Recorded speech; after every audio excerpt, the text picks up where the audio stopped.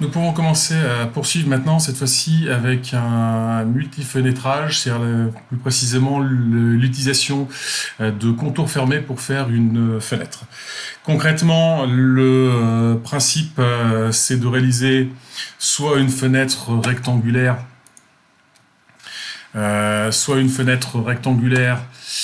comme ceci, avec à partir d'un rectangle ou d'une polyligne quelconque.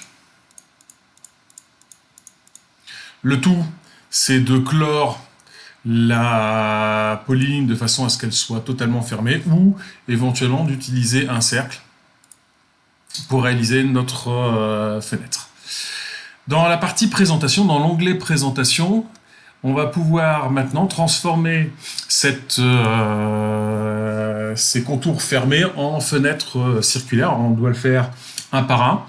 Donc je clique sur ici objet et je vais sélectionner le rectangle dans un premier temps et puis ensuite la même chose sur les autres contours et on voit immédiatement qu'à chaque fois le contour se permet de transformer ce contour en une fenêtre flottante de présentation.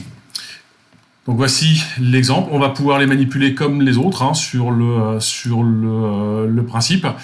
Par contre, il y a quand même une petite différence. Je vais prendre l'exemple de la fenêtre rectangulaire pour aller regarder les propriétés et la comparer avec les propriétés de la fenêtre multiple qui a été créée dans un premier temps. Celle-ci a été créée à l'origine avec la commande fenêtre que vous avez ici, rectangulaire.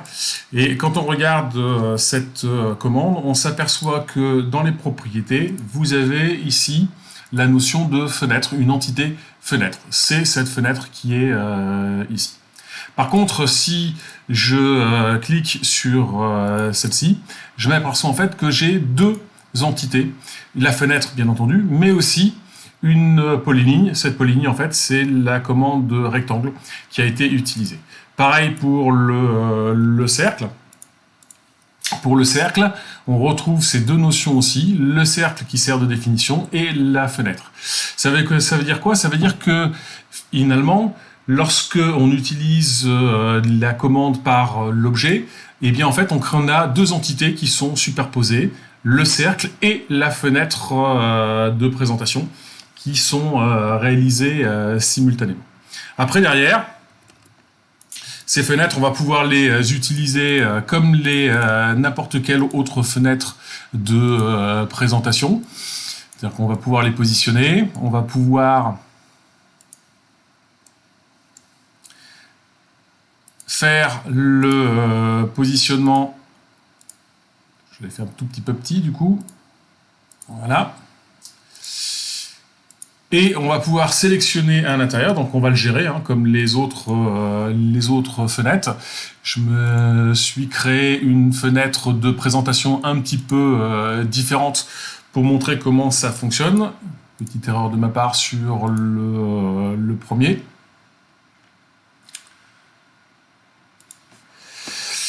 Donc ici, j'ai des traits interrompus. J'ai été un peu plus loin parce que dans le gestionnaire de mise en page, si je décoche ici l'affichage, le résultat, je vais retrouver ici avec une fenêtre flottante qui est la première qui a été réalisée, plus la deuxième avec ici flotte détail et ici la fenêtre flottante pour le dessin.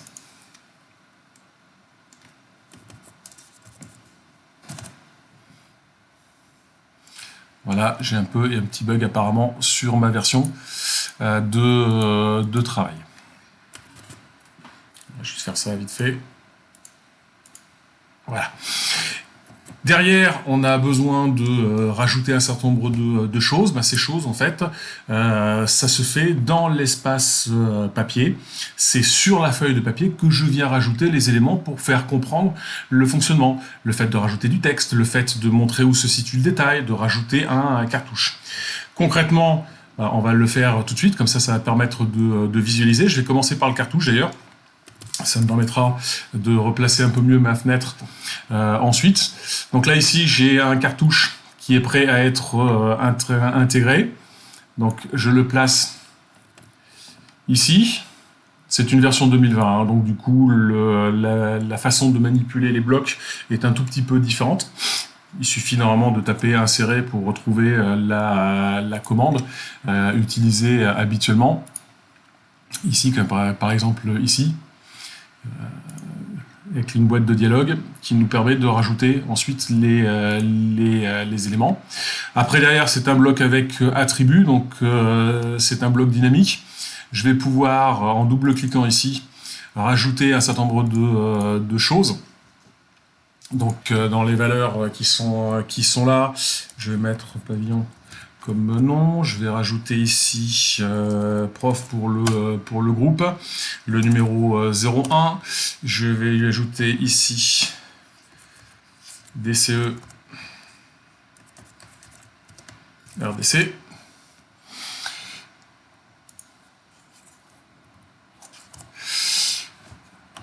Voilà. Et au niveau de l'échelle, on va mettre l'échelle qui a été mise pour au départ.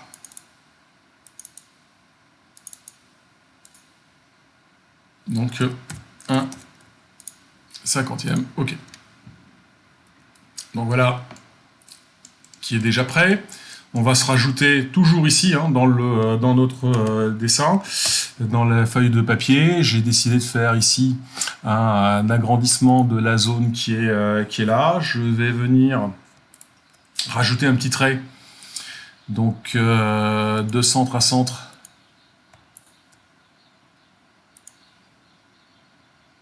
Pour le dessin, on va l'ajuster pour éliminer les morceaux qui n'ont pas d'utilité dans ce dessin. Je vais copier mes propriétés, c'est-à-dire que je vais basculer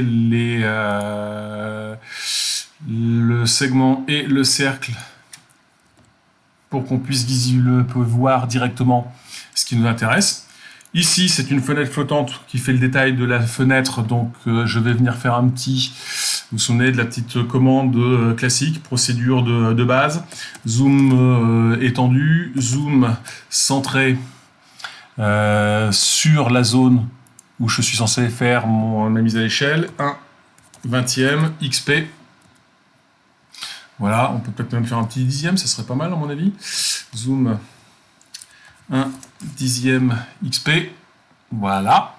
Alors il y a des choses qui me gênent, donc par exemple les cotations ici ne m'intéressent pas forcément, donc soit je vais passer par le contrôle de calque et dans cette fenêtre flottante, je vais demander à ce que la cotation ne soit pas active, donc ma cotation se situe ici à ce niveau-là, donc je pourrais cliquer directement ici, ou autre possibilité, utiliser la commande lawyer freeze qui se trouve normalement dans début ici et cliquer dessus pour indiquer que je veux le faire disparaître. Voilà, qui est fait. Quand on a juste besoin d'un petit morceau, de travailler sur un petit détail, c'est plus pratique de travailler avec cette commande.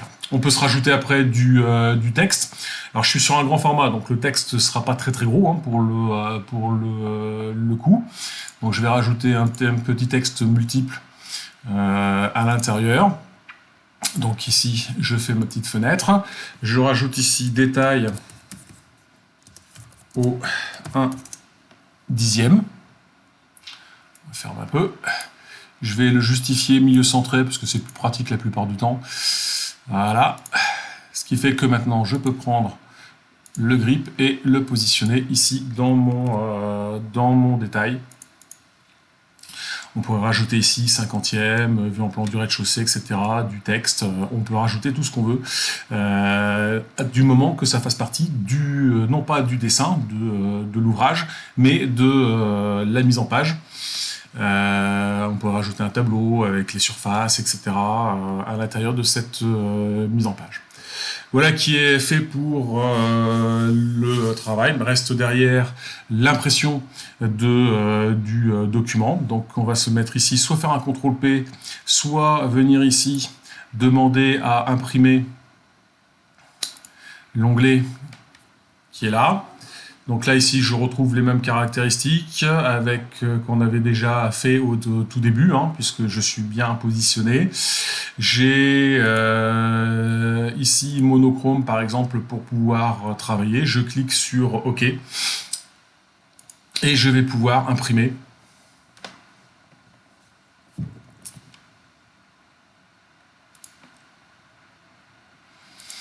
Donc voilà le résultat. Derrière, il n'y a plus qu'à envoyer à l'impression. Donc là, ici, je vais le sauvegarder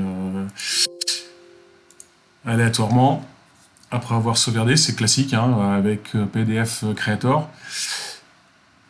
C'est pas l'objet. Et de fait, on va pouvoir du coup retrouver notre présentation avec le texte présenté. Et on peut voir que les épaisseurs de traits sont cohérentes par rapport au type de dessin que j'ai besoin de réaliser. J'ai juste oublié une petite chose, autant pour moi, c'est que ici, le texte ici, je l'ai fait avec une hauteur de caractère de 0,35. Là, en l'occurrence, j'aimerais le faire avec une hauteur de caractère de 0,7. C'est de l'annotatif. Donc du coup, c'est multiplié après par l'échelle de mon dessin. Donc là, en l'occurrence ici, je suis à l'échelle 1 puisque je suis dans la feuille de papier. Donc maintenant, on se retrouve avec un texte qui est un tout petit peu plus gros sur le principe, et on va pouvoir travailler derrière. On va maintenant, je vais vous laisser sur cette vidéo. Par contre, vous pouvez enchaîner sur la vidéo ensuite pour savoir comment on réalise les styles.